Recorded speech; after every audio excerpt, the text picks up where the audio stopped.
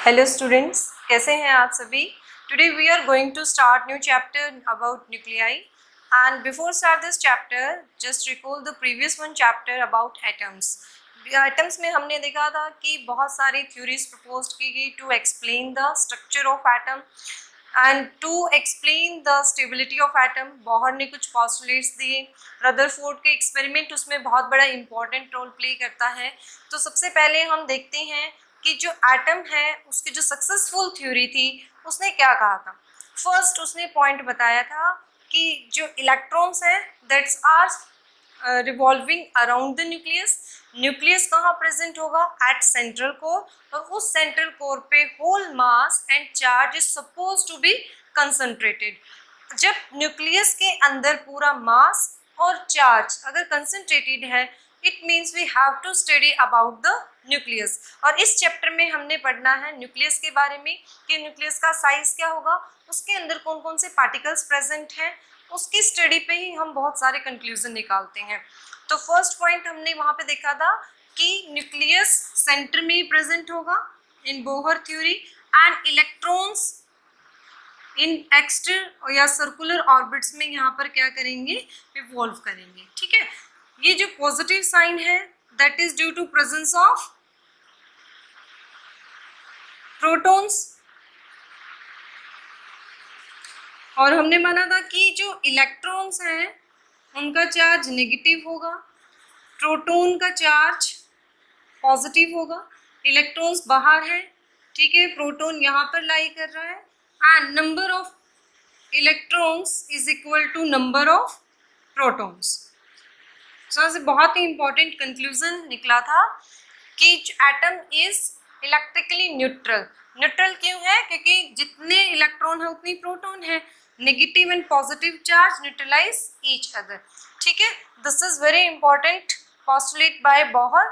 And one more thing, उसने क्या कहा था अबाउट बोहर क्वांटाइजेशन कंडीशन, कि जितने भी यहाँ पर इलेक्ट्रॉन्स मूव करेंगे उनके जो मूव करने के लिए एनर्जी होगी वो हर ऑर्बिट में डिफरेंट होगी।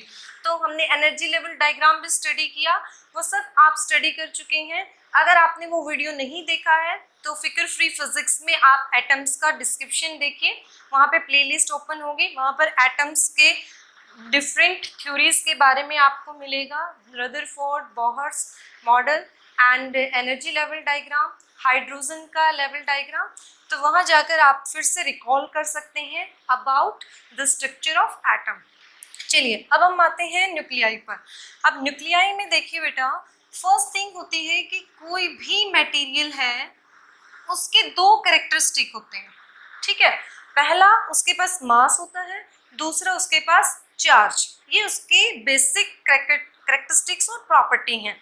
अगर मटेरियल के पास मास है तो उसके ऊपर कौन सा फोर्स एक्सर्ट करेगा? Gravitational force.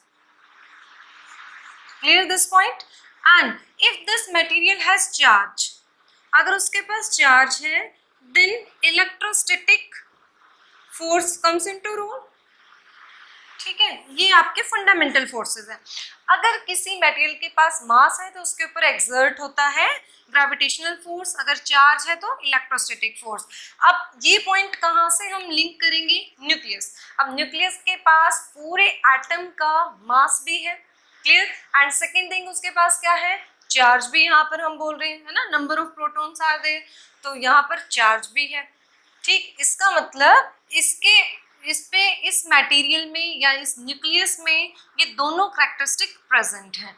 तो ये चीज तो हमें समझ में आई। अब इसके बाद हमने देखना है कि इस न्यूक्लियस का साइज कितना होगा। ठीक है, अब सेकेंड पॉइंट यहाँ पर क्या उठता है कि इसका साइज क्या होगा। तो ये हमने सेकेंड पोस्टुलेट देखा था कि जो एटम का साइज है, अब इस टॉपिक को करने के लिए आपको पूरा एटम्स रिवाइज करना होगा, बिकॉज वहीं से हम लिंक करते जाएंगे टर्म्स को या कंसेप्ट्स को। तो एटम का साइज होता है 10⁻⁻10 metre, clear, and nucleus 10⁻⁻14। It means कि अगर आपका पूरा एटम है तो इसके अंदर जो न्यूक्लियस का साइज है बहुत ही स्मॉल होगा। कितने times? If we compare both size तो 10⁻⁴ times atom size is bigger than nucleus size. ठीक है, एंड अगर हम वॉल्यूम की बात करते हैं तो वॉल्यूम कितना होगा, 10⁻12 टाइम्स एटम का वॉल्यूम ज्यादा होगा। ठीक है, that is of atomic volume than nucleus.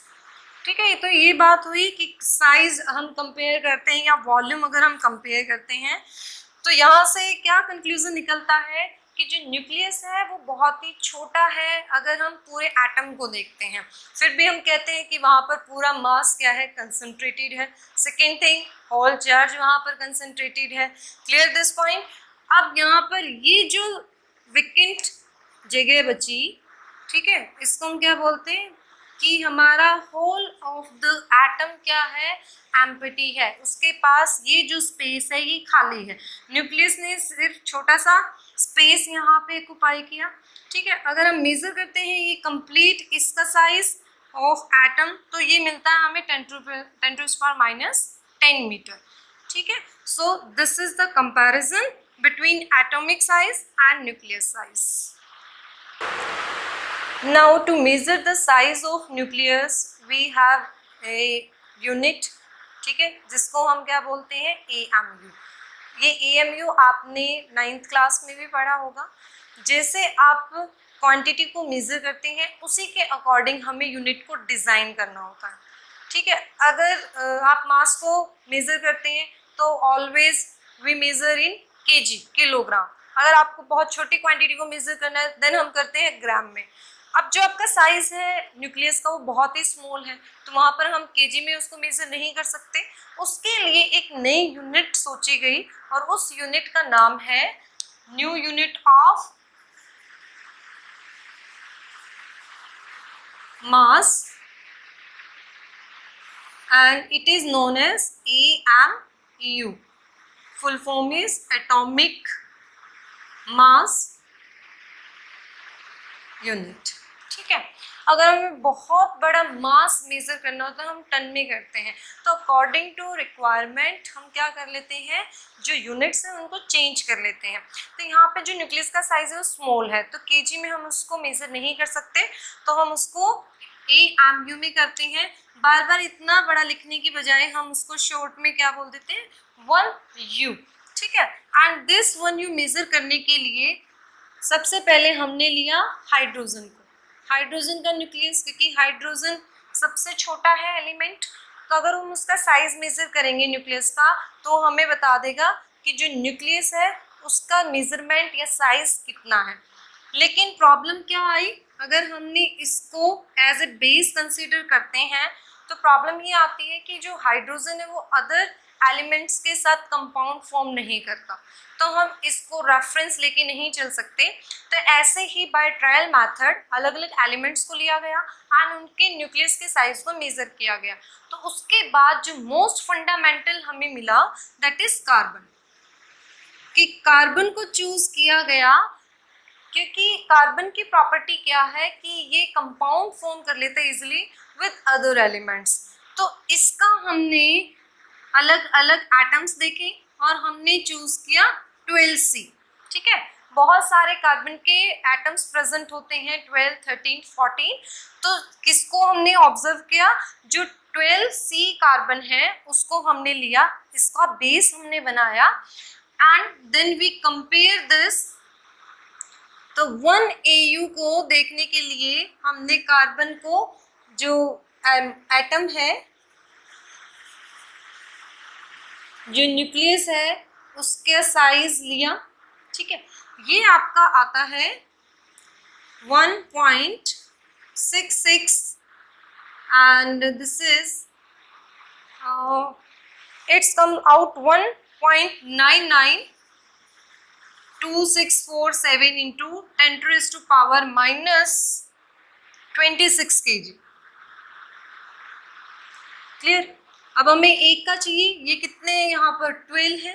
ठीक है, अगर हमें बेसिक लेना है तो उसके लिए हम क्या करेंगे, बाय 12 कर देंगे, डिवाइडेड बाय 12। तो 12 से डिवाइड करने के बाद ये हमें किसका साइज मिलेगा, एक सिंगल न्यूक्लियस का मिलेगा। इसको सॉल्व करने के बाद आपका आता है 1.660539 into 10⁻⁻27 kg and that is equal to 1 U। अब देखिए 1 U कितना स्मॉल है, 10⁻⁻27 kg। तो ये टर्म आपको लर्न करना है जब हम कन्वर्जन करते हैं 1 AMU एंड kg में। Clear? In this manner we can calculate 1 AMU equal to kg। आपको जस्ट लर्न करना है 10 फार्मूला। उसके बाद हमारा आता है एटॉमिक मास। एटॉमिक मास क्या है, मतलब अगर हम पूरे एटम का मास अगर हम देखते हैं तो उसकी वैल्यू क्या होगी। तो नेचर में पाया गया कि बहुत सारे एलिमेंट्स ऐसे होते हैं जिनके अलग अलग कैरेक्टरिस्टिक के एटम्स पाए जाते हैं, मतलब उन एलिमेंट की प्रॉपर्टी सेम होती हैं, लेकिन जब हम उनका मास मेजर करते हैं, एटॉमिक मास लेते हैं, वो डिफरेंट मिलता है। तो इसके लिए एग्जाम्पल लेते हैं हम क्लोरीन का। तो क्लोरीन का अगर हम एग्जाम्पल लेते हैं तो इसमें 75.4% जो क्लोरीन है उनका मास मिला 34.98, ठीक है। एंड अगर हम दूसरे एलिमेंट लेते हैं तो उनका 24.6% इज मास 36.98, ठीक है। कि हमें क्लोरीन है, ठीक है, प्रॉपर्टी शो करते हैं किस एलिमेंट की, क्लोरीन की, बट 75.4% जो एटम्स हैं उनका एटॉमिक मास कितना मिला, एटॉमिक मास ऑफ क्लोरीन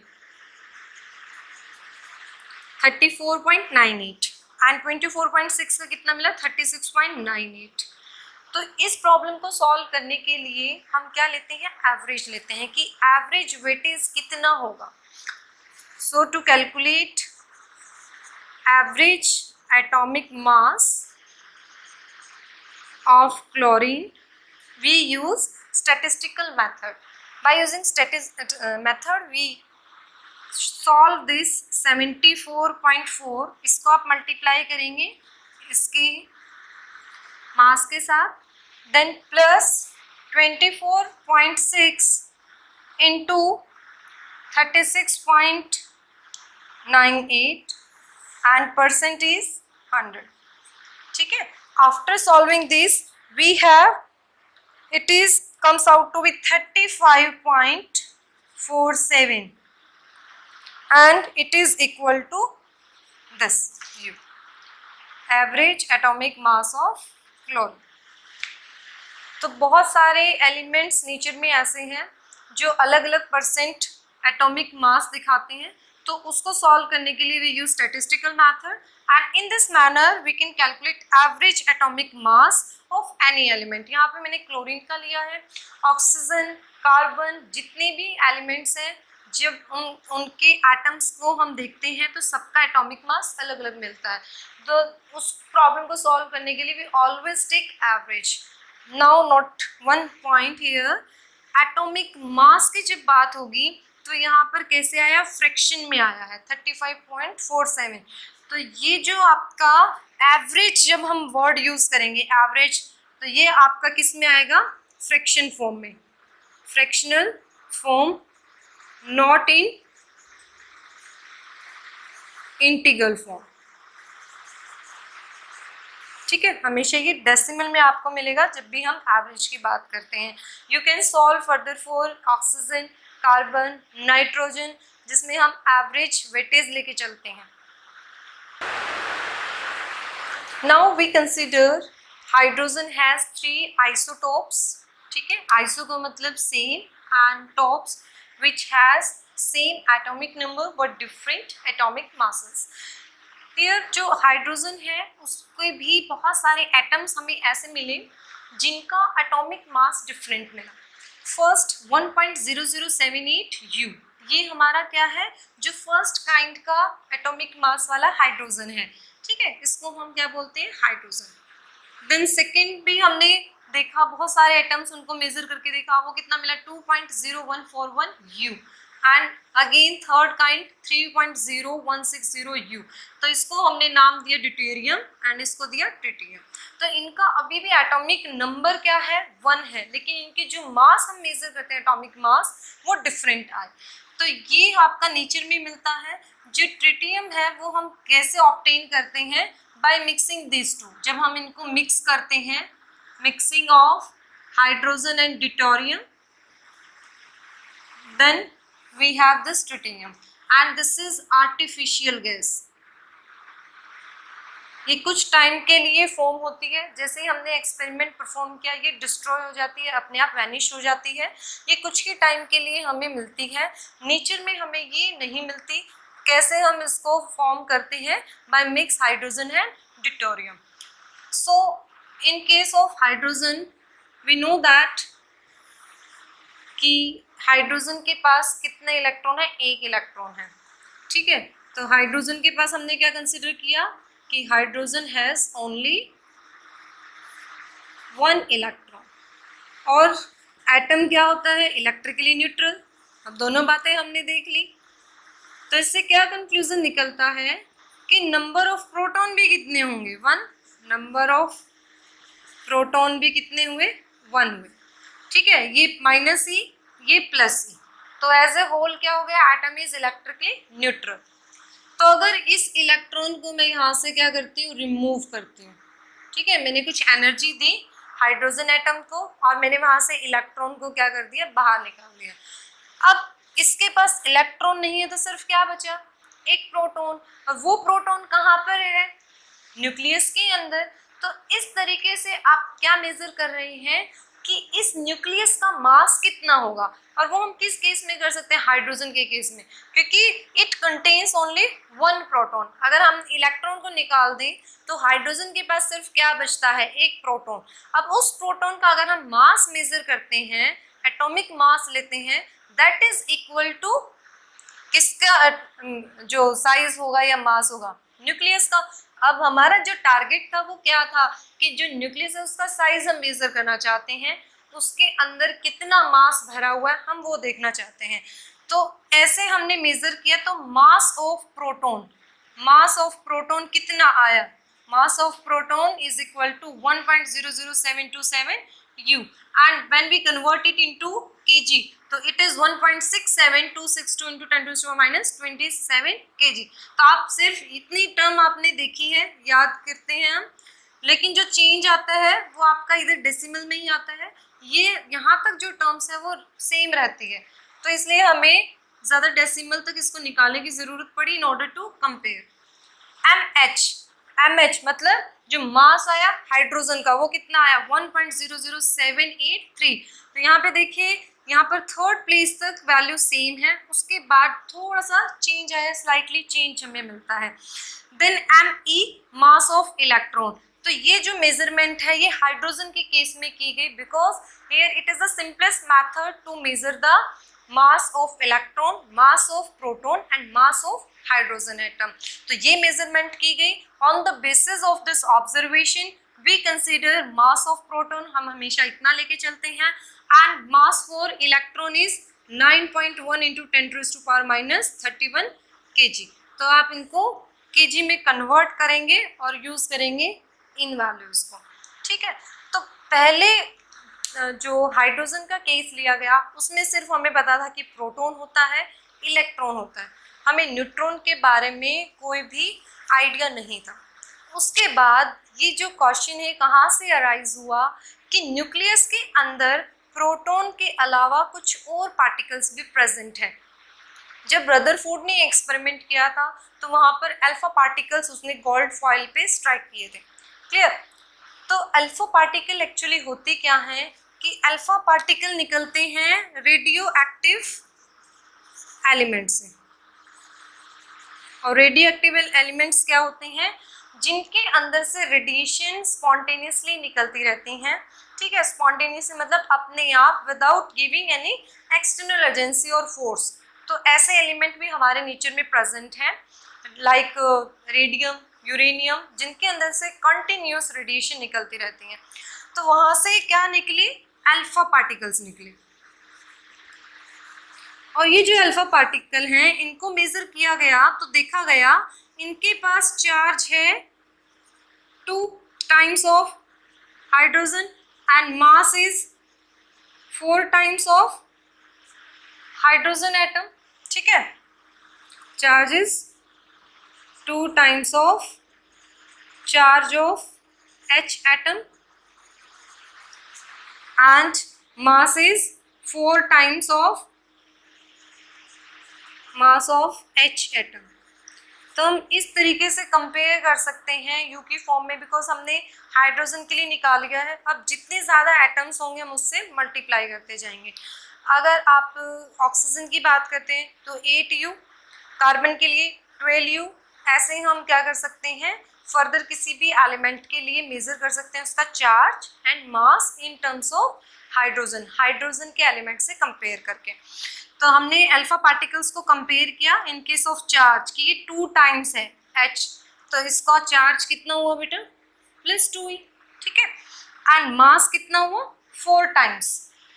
तो जहाँ पर फिर हमने क्या देखा कि जब हमने हाइड्रोजन लिया था तो एक इलेक्ट्रॉन था उसके पास और एक क्या था, प्रोटॉन, ठीक है, और उसका जो एटॉमिक मास है वो भी कितना आ रहा है, 1, तो कोई प्रॉब्लम नहीं थी, वो कंपेटेबल था जो हमारा रिजल्ट आया।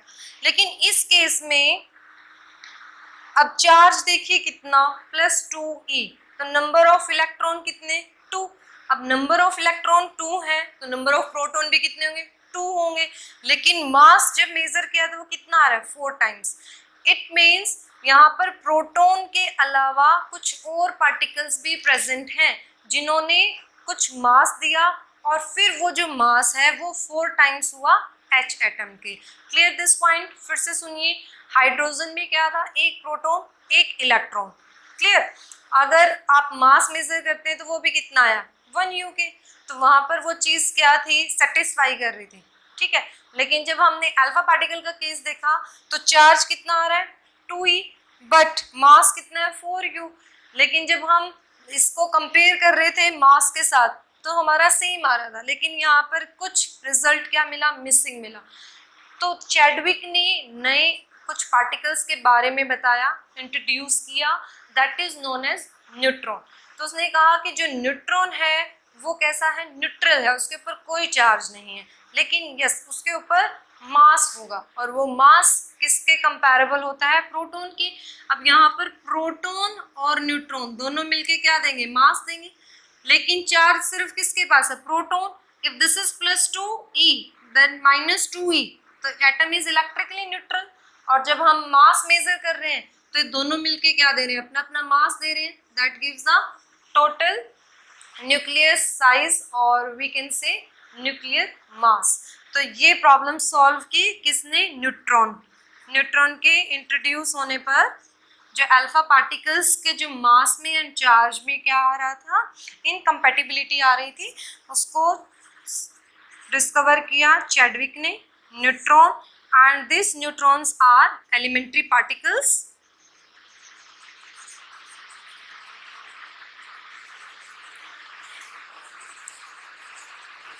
whose charge is neutral or no charge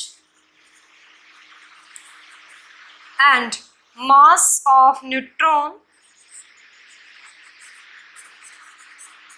is equal to, that is equal to 1.008664 U, and when we convert into kg it is 1.6749 into 10⁻⁻27 kg.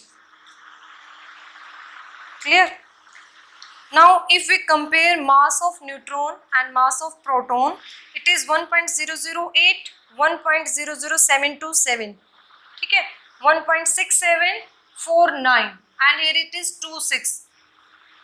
If we compare these two digits, ठीक है, now we have कि जो mass of neutron है वो ज़्यादा है किससे, मास of proton से। और वी कैन से कि जो मास है न्यूट्रॉन का, या neutron is heavier than proton, ठीक है, by comparing this values. Okay, conclusion आप यहाँ पे लिख लीजिए कि neutron is heavier than proton. Now neutrons को आपने डिफाइन किया, न्यूट्रॉन्स कैसे हैं, न्यूट्रल पार्टिकल्स।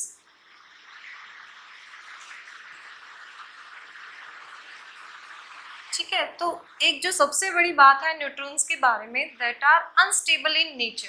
ये ऐसे पार्टिकल हैं जो अनस्टेबल हैं नेचर के अंदर, ठीक है। अगर हम इनको आइसोलेट करके, अगर हम न्यूक्लियस से इनको बाहर निकालते हैं तो ये ज़्यादा टाइम के लिए हम न्यूट्रॉन को नेचर में नहीं रख सकते। तो इसमें क्या होता है कि जो न्यूट्रॉन्स है वो डिवाइड होकर चेंज हो जाता है proton plus electron and plus anti neutrino, ठीक है। तो ये डिवाइड हो जाता है प्रोटॉन, इलेक्ट्रॉन और एंटी न्यूट्रिनो में। तो इसका जो लाइफ टाइम है वो सिर्फ कितना है, 10⁻³ सेकेंड। उसके बाद ये क्या होता है, डिवाइड हो जाता है। तो इसलिए हम इसको आइसोलेट करके नहीं रख सकते। सिर्फ इसके बारे में जो हम स्टडी करना चाहते हैं वो हमें विद इन दिस टाइम करनी होती है। उसके बाद this neutron split into proton, electron and anti neutrino. Anti neutrino यहाँ पर जो एंटी पार्टिकल्स निकलते हैं जब हम न्यूक्लियस को तोड़ते हैं, तो और भी बहुत सारे वहाँ से पार्टिकल्स एमिट होते हैं। This is anti neutrino. Again यहाँ पर अगर हम बात करते हैं न्यूक्लियस की, तो न्यूक्लियस के अंदर हमें क्या मिला, proton and neutron, proton plus neutron. And इसको एक सिंगल टर्म से हम डिफाइन करते हैं, दैट इज न्यूक्लियॉन्स। इनको कलेक्टिवली हम क्या बोल सकते हैं, collectively known as nucleons. Clear this. अब देखिए यहाँ पर जो प्रोटॉन है और जो न्यूट्रॉन है उनके अंदर जो फोर्स होगा उसका नाम होगा न्यूक्लियर फोर्सेस। अब ये न्यूक्लियर फोर्सेस क्या करते हैं, इन दोनों को बाइंड करके रखते हैं। Nuclear forces bind together proton and neutron. अब प्रोटॉन प्रोटॉन यहाँ पर दोनों के पास क्या है, पॉजिटिव चार्ज। बहुत सारे अगर यहाँ पे प्रोटॉन्स हैं उनके पास क्या पॉजिटिव चार्ज है। न्यूट्रॉन्स क्या है, न्यूट्रल है। तो अगर हम प्रोटॉन और न्यूट्रॉन को कहें तो इनके बीच में कौन सा फोर्स एक्सर्ट करना है, न्यूक्लियर फोर्स। क्लियर। लेकिन जो प्रोटॉन है उनमें क्या होनी चाहिए, रिपल्शन होनी चाहिए। In spite of their repulsion यहाँ पर फिर भी वो क्या रहते हैं, कंबाइन रहते हैं, ठीक है। तो वो हम अगले चैप्टर में पढ़ते हैं, नेक्स्ट सेशन में हम पढ़ेंगे कि इतने रिपल्शन होने के बावजूद भी जो प्रोटॉन है वो बाइंड कैसे रहते हैं, ठीक है। उनको ऐसा कौन सा फोर्स है जो उनको बाइंड करके रखता है। तो एक चीज़ यहाँ से आपको क्लियर होनी चाहिए कि ये जो न्यूट्रॉन है ये कन्वर्ट हो गया प्रोटॉन और इलेक्ट्रॉन में, तो फर्दर प्रोटॉन एंड इलेक्ट्रॉन बनके क्या हो जाएंगे, न्यूट्रल, ठीक है। तो ये जो प्रोटॉन एंड न्यूट्रॉन है वो एक दूसरे में एक्सचेंज होते रहते हैं। Proton and neutron exchange into each other and ऐसे forces को हम क्या बोलते हैं, exchange forces। ये कैसे exchange होते हैं, exchange forces से होते हैं। जब यहाँ से प्रोटॉन निकलता है, इलेक्ट्रॉन निकलता है, पहले से न्यूक्लियस में क्या प्रेजेंट है, प्रोटॉन एंड इलेक्ट्रॉन कंबाइन हुए, कंबाइन होते वो क्या बन गया, न्यूट्रॉन। देन न्यूट्रॉन फिर से किस में कन्वर्ट हो रहा है, प्रोटॉन में। तो इस तरीके से ये जो प्रोसेस है ये चलता रहता है।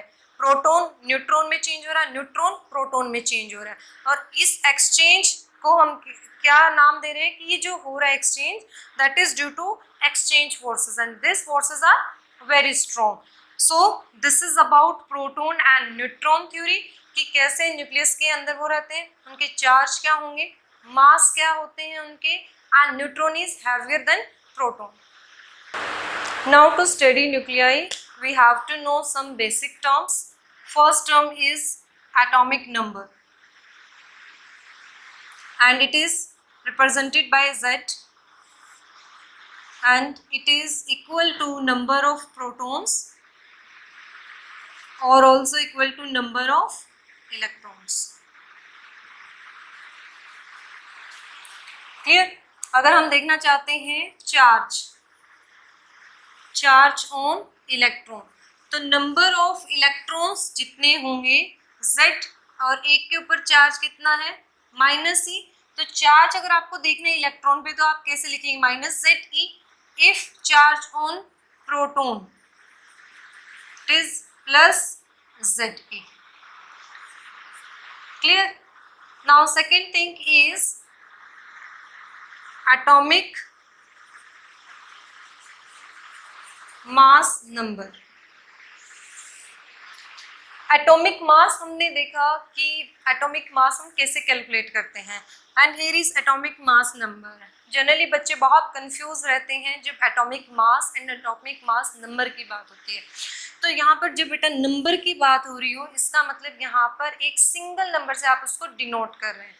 एटॉमिक मास आपका फ्रैक्शन में आता है, लेकिन एटॉमिक मास नंबर हमेशा इंटीग्रल फॉर्म में होगा. यहाँ पर आप काउंट कर सकते हैं 1 2 3, ठीक है, नंबर की बात हो रही है.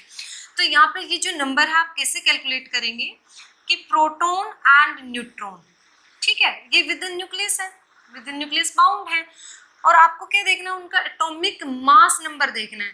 तो हम यहाँ पर क्या करते हैं, number of proton and number of neutron दोनों को ऐड कर देते हैं, क्योंकि वो दोनों क्या रिप्रेजेंट कर रहे हैं कि ये जो न्यूक्लियस है इसका कितना क्या है, नंबर है, मास नंबर है.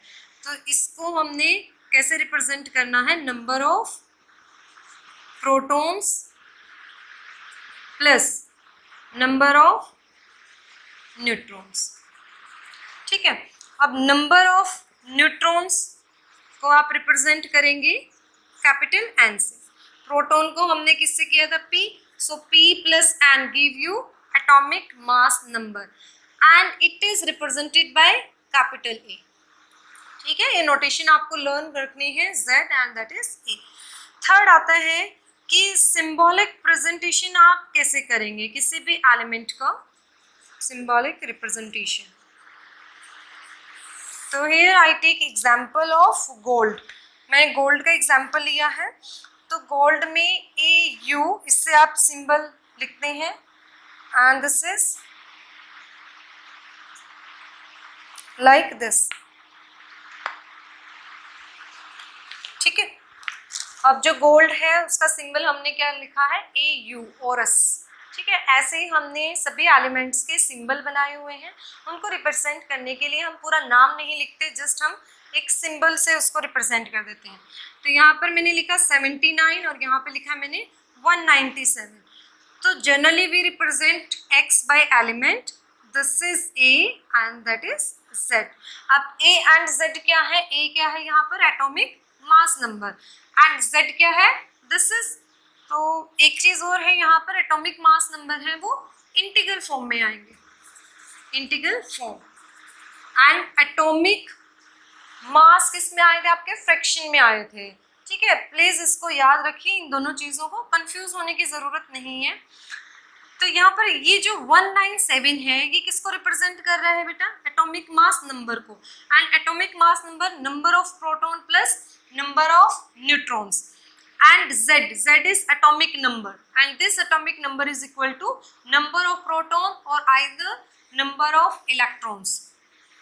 तो ऐसे आपको रिप्रेजेंट करना है. तो अगर आपको ऐसा कुछ डाटा गिवन है तो यहाँ से आप निकाल सकते हैं कि नंबर ऑफ प्रोटॉन कितने हुए, नंबर ऑफ प्रोटॉन्स कितने हैं, 79. जो Z है वो आपको देगा, and is also equal to number of electrons. ठीक है, जितने आपके प्रोटॉन है उतने ही इलेक्ट्रॉन होंगे. ओके, नाउ अगर आपको निकालना है नंबर ऑफ न्यूट्रॉन्स तो कैसे निकालेंगे. ठीक है, तो उसका मेथड क्या होगा, ये दोनों का प्लस दे रहा है, P प्लस N. P हमने निकाल लिया नंबर ऑफ प्रोटॉन. अगर 197 में से 79 हम सब्ट्रैक्ट कर दें तो वो क्या दे देगा आपको, नंबर ऑफ न्यूट्रॉन्स दे देगा. तो नंबर ऑफ न्यूट्रॉन्स निकालने के लिए हम क्या मेथड यूज करेंगे, A माइनस Z. 197 माइनस 79. तो इस तरीके से आप क्या निकाल सकते हैं कि किसी भी एलिमेंट में number of proton, number of electron and number of neutrons कितने होंगे। Now next term is isotopes. Isotopes are those atoms whose atomic number is same but having different atomic masses number. ठीक है, atomic mass number. तो first example मैंने इसमें लिया है hydrogen का, ठीक है, deuterium and tritium. In this case देखिए एटम्स के पास जो एटॉमिक नंबर है यहाँ पर 1 1 1 ये सेम है, बट अगर हम एटॉमिक मास नंबर देखें तो वो क्या है, डिफरेंट है। तो इस टाइप के एटम्स को हम क्या बोलते हैं, isotopes. Second example of carbon, तो इस कार्बन में भी देखिए Z same but atomic mass number different. Second case देखिए अब आइसोबार्स।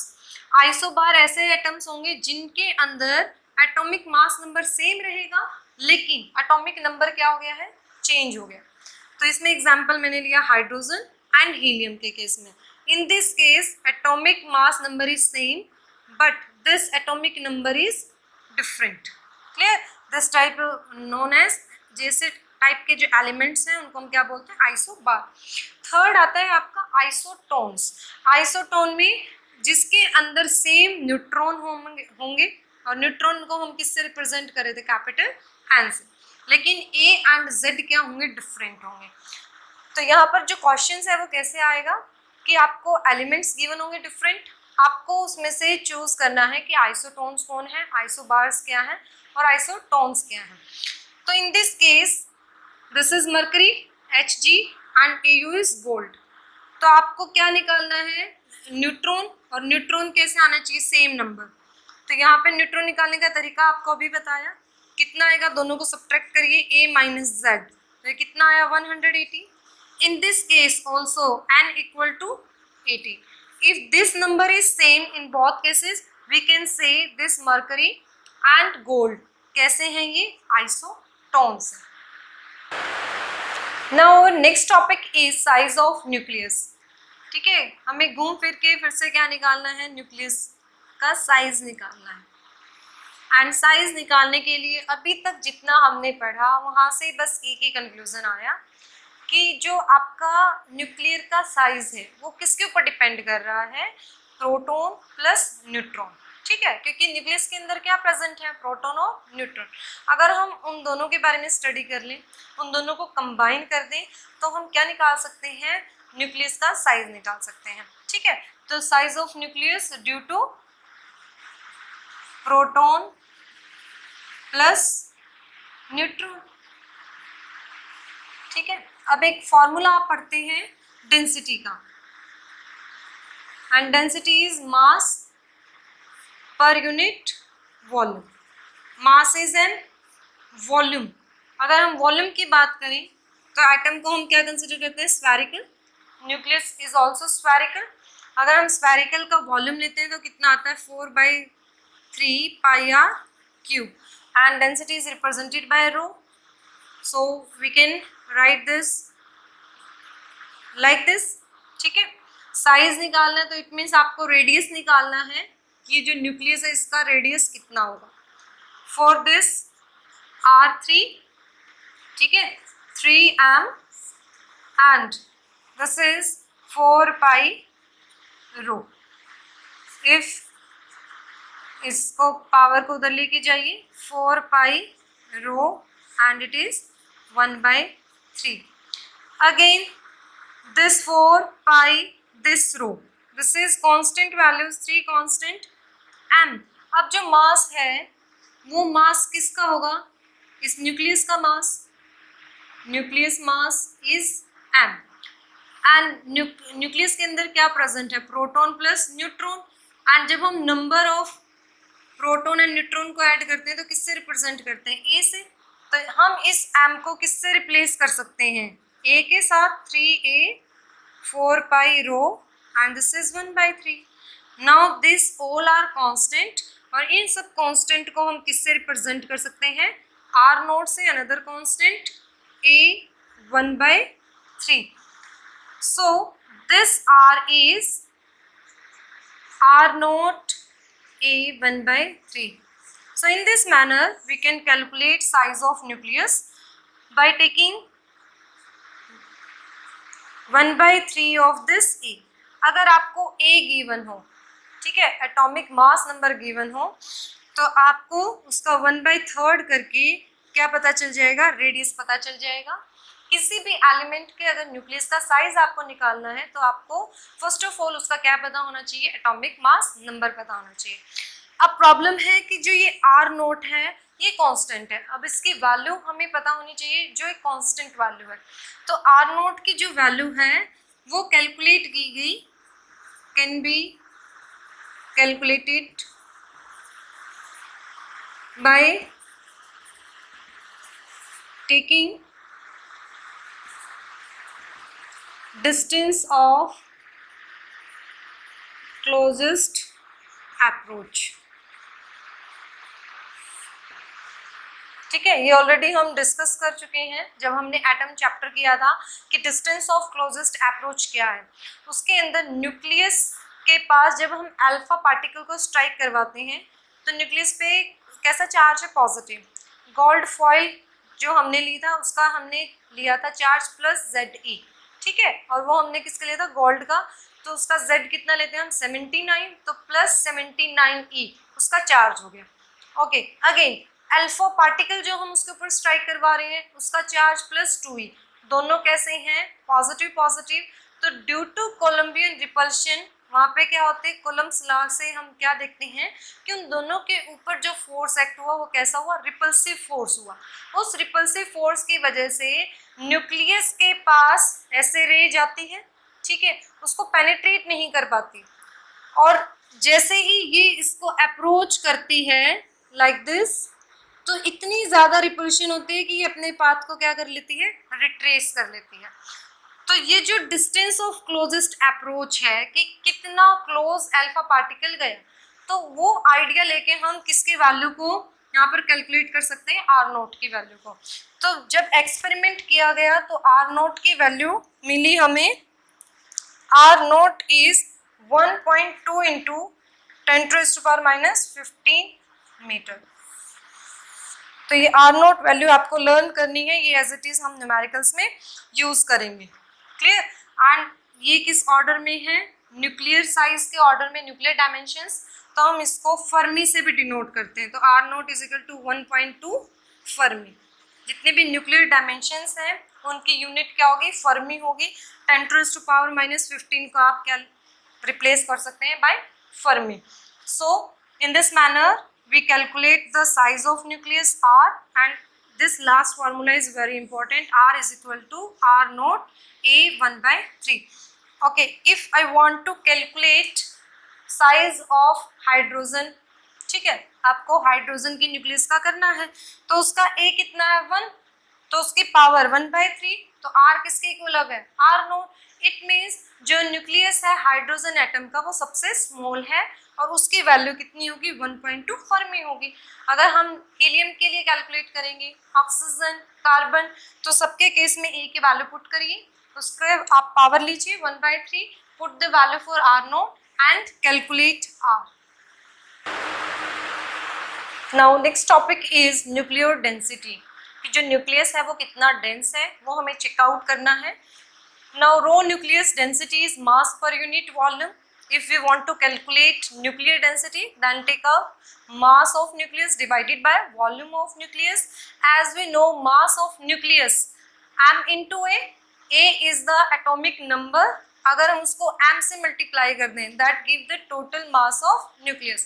And density कैसे निकलेगा, अगर हम volume से इसको divide करें, volume is 4/3 pi r cube. So in this manner we can solve R is equal to R0 A 1/3 from previous formula. Put the value for R here, R0 A 1/3.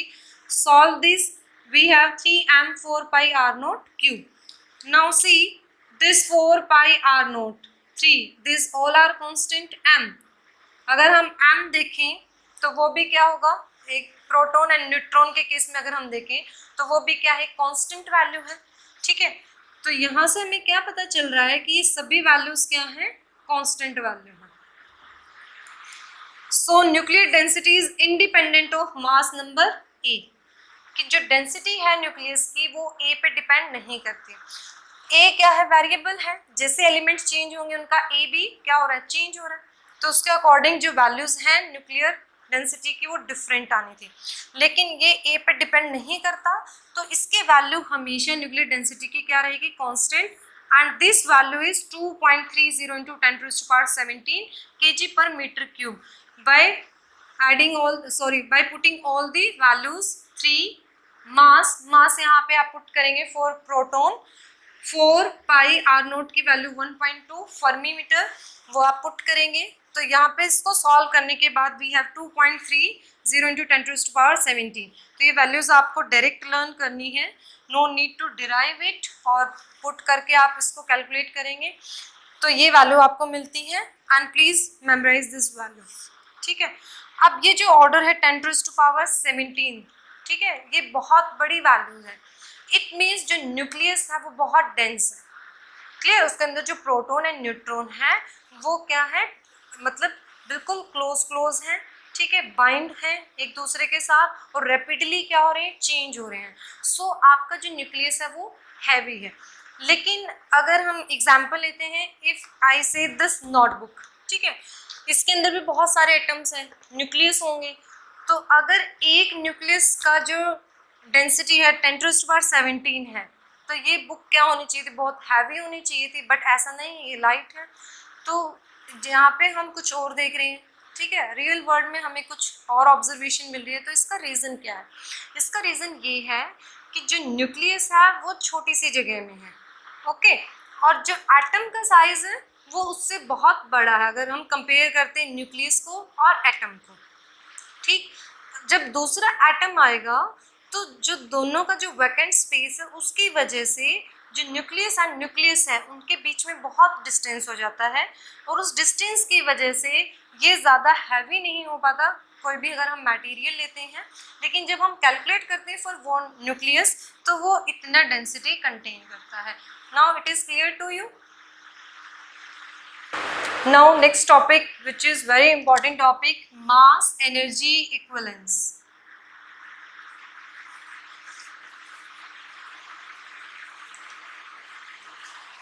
इस concept को देने में Albert Einstein का बहुत बड़ा role है। उन्होंने कहा था कि जो होल यूनिवर्स है ये सिर्फ दो चीज़ों से बना है, ठीक है, किसी ने कहा एयर है, किसी ने कहा वाटर है, बट अल्बर्ट आइंस्टाइन ने इसको प्रॉब्लम को सॉल्व करते हुए अपना कंसेप्ट दिया कि जो पूरा यूनिवर्स है ये सिर्फ दो चीज़ों से बना है, मैटर एंड रेडिएशन, मतलब मास और एनर्जी, ठीक है। फिर फर्दर और थ्योरी पे काम किया गया, एक्सपेरिमेंट किए गए, तो उन्होंने ऑब्जर्व किया कि ये दो चीज़ नहीं है, ये एक ही चीज़ है, हम मास और एनर्जी दोनों को एक से दूसरी फॉर्म में कन्वर्ट कर सकते हैं, ठीक है। उन्होंने इस आइडिया पे काम किया एंड फाइनली उनको सक्सेस मिली और उन्होंने फॉर्मूला बनाया E=mc²। दैट मीन्स अगर हम मास को डिस्ट्रॉय करते हैं, ठीक है, उसको ख़त्म करते हैं, तो ख़त्म करते हैं तो वो मास क्या होगा, चलेगा, ठीक है। जब वो चलेगा तो एक क्या बना, स्फीयर बना उसके चारों तरफ, और वो जो स्फीयर है इसलिए हम यहाँ पे क्या करते हैं, सी का स्क्वायर करते हैं कि जो मास है वो चला with speed of light, and वो जब चला तो किसकी फॉर्म में कन्वर्ट हो रहा है, एनर्जी की फॉर्म में कन्वर्ट हो रहा है, ठीक है। इस पे बहुत सारे रिसर्च भी चल रही हैं कि जो पार्टिकल है किस पार्टिकल से हमारा यूनिवर्स बना है, तो आप सुनते भी हैं अबाउट गॉड्स पार्टिकल, और उस गॉड पार्टिकल को हम अभी तक ढूंढ रहे हैं कि वो गॉड पार्टिकल मिलेगा या नहीं मिलेगा, लेकिन अभी तक हम इसी थ्योरी को लेके चलते हैं कि एनर्जी मास में कन्वर्ट होती है और मास एनर्जी में कन्वर्ट होता है। Clear this point. तो इसके लिए हम एग्जाम्पल लेते हैं। First is nuclear fission. Fission का मतलब तोड़ना, ठीक है। अब फिजन में हम देखते हैं जो एटॉमिक बॉम्ब हम बना रहे हैं, है ना, वो मास होता है, मास कंटेन करता है। जब वो एक्सप्लोड होते हैं तो क्या निकलती है उनसे, एनर्जी निकलती है, लार्ज अमाउंट ऑफ एनर्जी वहाँ से निकली, तो धीरे धीरे जो मास है वो किस में कन्वर्ट होता जा रहा है, एनर्जी में। यहाँ पे जो इलेक्ट्रॉन्स थे वो इलेक्ट्रॉन्स स्पीड सी के साथ चलते जा रहे हैं और एनर्जी की फॉर्म में बढ़ते जा रहे हैं। हम यहाँ पर ऑब्जर्व क्या करते हैं कि यहाँ पे इलेक्ट्रॉन कम हो गए और यहाँ पे वो जो इलेक्ट्रॉन है वो इनविजिबल होना शुरू हो जाते हैं। इनविजिबल का मतलब क्या है, वो एनर्जी में कन्वर्ट हो रहे हैं। तो सिंपल सा इसमें हम एग्जांपल लेते हैं। आइस आपको दिखती है, ये सॉलिड फॉर्म में है, ठीक है, उसको एक्सपेंड करिए, उसके मॉलिक्यूल्स अगर हम दूर दूर करते हैं तो वाटर में कन्वर्ट हो गई। अब उस वाटर को आपने फर्दर फिर से एक्सपेंड किया तो वाटर आपको इनविजिबल दिखना शुरू हो जाता है, कैसे, स्टीम की फॉर्म में। तो ये जो इलेक्ट्रॉन्स हैं, स्मॉलेस्ट सबसे मास किसका होता है, इलेक्ट्रॉन का होता है। तो इलेक्ट्रॉन जब स्पीड c के साथ चलना शुरू होते हैं तो पूरा मास किस में कन्वर्ट होना शुरू हो जाता है, एनर्जी की फॉर्म में। तो देखिए ice solid form, liquid form, then gas form, steam बन गई। तो आप जब किसी मैटर को क्या कर रहे हो, एक्सपेंड कर रहे हो, ठीक है, उसको आप खोल रहे हो, ठीक है, आपने जब उसको पूरे तरीके से एक्सपेंड कर दिया तो वो एनर्जी की फॉर्म में चला गया। अब जो स्टीम है उसको कंप्रेस करना स्टार्ट करिए, जैसे आपने कंप्रेस किया लिक्विड की फॉर्म में, इसका मतलब जो उसके एटम्स हैं आप उसको कंप्रेस कर रहे हो, पास पास लेके आ रहे हो। तो अब वो जो एनर्जी है वो किसकी फॉर्म में कन्वर्ट होना स्टार्ट होगी, मास के टर्म में। फर्दर फिर से कंप्रेस करिए, अब फिर से कंप्रेस करते हैं, जो लिक्विड है वाटर है वो आइस बन गया। तो इस तरीके से जो आपके कोई भी मटेरियल हम लेते हैं या कोई भी एग्जांपल आप उठाइए, हम एनर्जी को मास में कन्वर्ट सकते हैं और मास को एनर्जी में। यही कंसेप्ट किसने दिया, आइंस्टाइन ने दिया, मास एनर्जी इक्विवेलेंस। सेकेंड इसमें हम केस लेते हैं प्लेटिनम लिया हमने, ठीक है, यहाँ पे क्या हो रहा है, मास एनर्जी में कन्वर्ट हो रहा है। प्लेटिनम लिया आपने और जो प्लेटिनम है उसकी प्रॉपर्टी क्या है, वो सबसे हार्डेस्ट है, नेचर में सबसे हार्डेस्ट है एलिमेंट और उसके जो एटम्स हैं वो बहुत क्लोज हैं, ठीक है।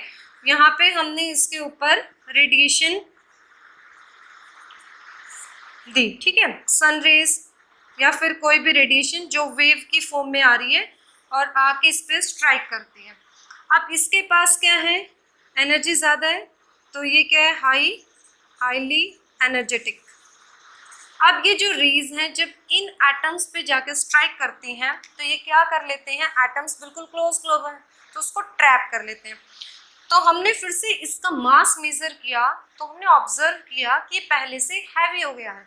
जो इसके पास अगर 10 इलेक्ट्रॉन थे पहले, अब 11 मिले, इट मीन्स इसने गेन कर लिया है, ठीक है। गेन किसने क्या किया, एनर्जी, लेकिन जब मेजर कर रहे हैं तो वो किस में अपीयर हो रही है, मास की फॉर्म में। तो ये दोनों एग्जाम्पल क्या शो कर रहे हैं, mass and energy are interconvertible, एक दूसरे में वो कन्वर्ट हो रही हैं, ठीक है।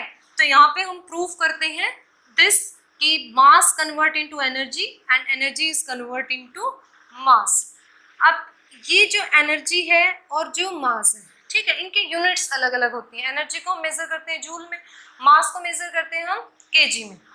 अगर मैं इस पेन को लेती हूँ, ठीक है, मैंने इसका ये हिस्सा तोड़ा, ठीक है, और इसको तोड़ के मैंने एनर्जी में कन्वर्ट कर दिया, ठीक है। अब इसके पास इतना बचा, अब ये जो केजी है ये किस में कन्वर्ट हो रहा है, जूल के अंदर।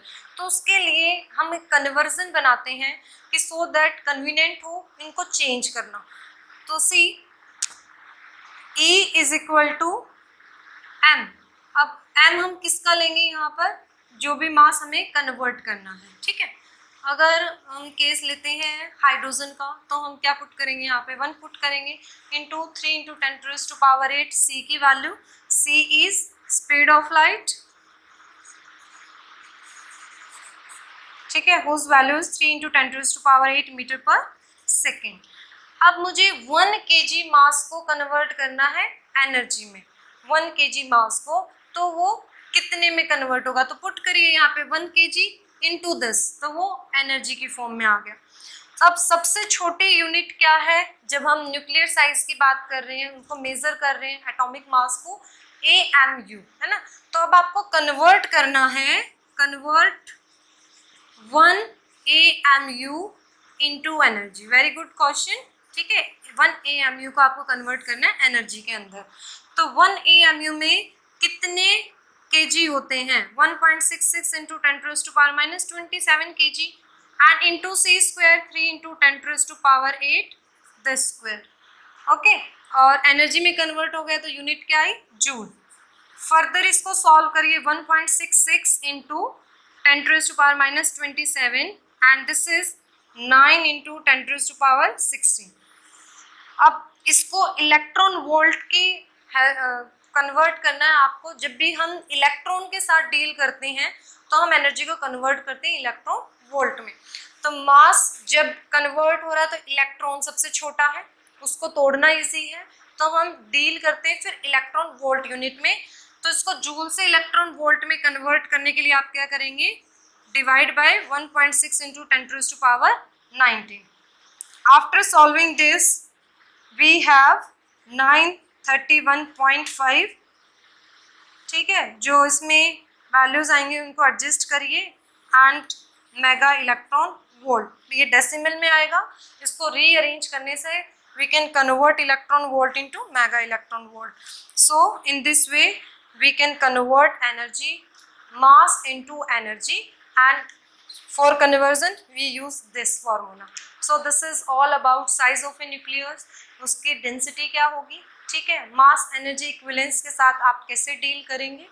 So this is the lecture first. In second lecture we will discuss about composition of nucleus, उसके अंदर क्या elements होंगे, ठीक है, और हम डिस्कस करेंगे about nuclear fission and fusion. Thank you.